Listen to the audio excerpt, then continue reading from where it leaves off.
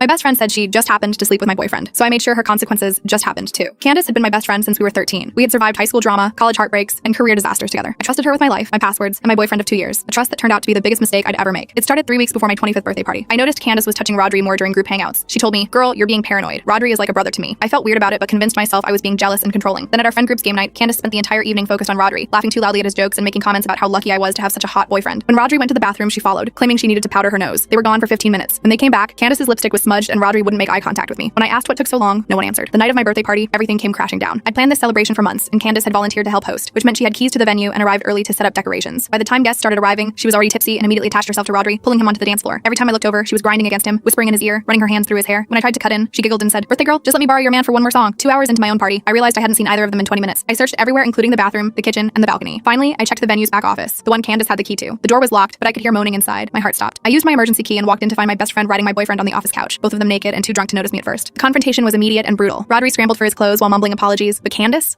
looked me dead in the eye and shrugged. "Babe, it just happened. We were drunk, we were dancing, things got heated. You're totally overreacting." She was still topless, sitting casually like she'd been caught eating my leftovers instead of destroying my entire world. Her words started ringing in my head, and I realized that she had broken something in me, something that couldn't be fixed. If Candace thought she could dismiss 10 years of friendship and betray me because it just happened, then she was about to learn what else could just happen. I walked out of that party without saying another word, but my mind was racing. I had a decade of her secrets, lies, and dirty laundry stored in my memory, plus screenshots of conversations where she'd confessed things she'd never want public. She just started her dream job at a prestigious marketing firm, was planning to move in with her long-term boyfriend Derek, and had carefully curated her image as the perfect loyal friend. I would use that like a weapon because it was time to show everyone who Candace really was. I began with her new job. I created a detailed timeline documenting Candace's pattern of sleeping with taken men, including her affair with her married professor in college, the time she hooked up with her friend's fiancé at a bachelorette party, and of course her sleeping with my boyfriend. I sent it anonymously to her HR department with the subject line, "Character concerns about new hire Candace." Next, I called Derek. "Hey, this is going to be hard to hear, but I thought you should know what happened at my birthday party." I told him everything. Derek's voice went deadly quiet and he hung up. Within hours, Candace was calling me, sobbing, "What did you tell Derek? He's throwing all my stuff out. He won't even talk to me." But I wasn't done. I reached out to our entire friend group and shared the full story along with Candace's greatest hits of relationship sabotage. The social media fallout was swift and merciless. She posted a desperate story, dealing with jealous people trying to ruin my life. Real friends know who I am. The comments were brutal. "Yeah, we do know who you are now. Sleeping with your best friend's boyfriend at her birthday party? Classy. Derek deserves better." Within a week, Candace was in full panic mode. Her new job had called her in for a character discussion after receiving multiple anonymous reports about her behavior. Derek had blocked her on everything and was already dating someone new. Our friend group had voted her out of our shared vacation rental for next month. She left me a 20-minute voicemail, crying and begging, "Please, I'm so sorry. I was drunk. It was a mistake. You're ruining my entire life over one stupid night." Looks like getting fired and kicked out still wasn't enough to make her take some responsibility. Her parents had already cut her off years ago, so I had no idea where she went after I blocked her, but she probably ended up homeless.